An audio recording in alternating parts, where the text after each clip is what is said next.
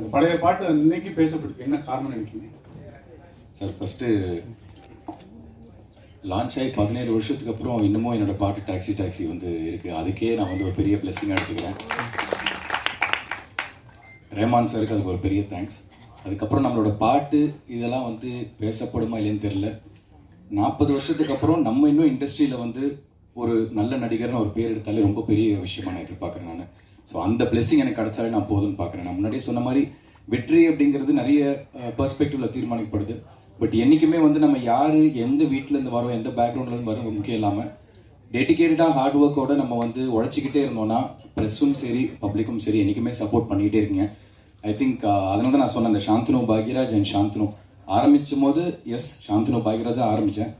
But இன்னைக்கு வரைக்கும் நான் ஓடிட்டு இருக்கேன்னா அது வந்து சாந்தனுங்கிற ஒரு தனிப்பட்ட நபரை தான் வந்து எல்லாருமே பார்த்து சப்போர்ட் பண்ணியிருக்கீங்க. ஸோ அது வந்து இன்னும் நீடிக்கணும். நீங்கள் சொன்ன மாதிரி அது ஒரு பிளெஸிங்காகவே எடுத்துக்கிறேன். நீங்கள் சும்மா சொன்னீங்களா இல்லை ஆத்மாத்மா சொன்னீங்களான்னு தெரியல. 40 வருஷத்துக்கு அப்புறம் எனக்கு அது என்னோட பேர் இன்னும் நின்று எல்லாரும் என்னை பற்றி பேசினாங்கன்னா அது ஒரு பெரிய பிளெஸிங் தான் சார்.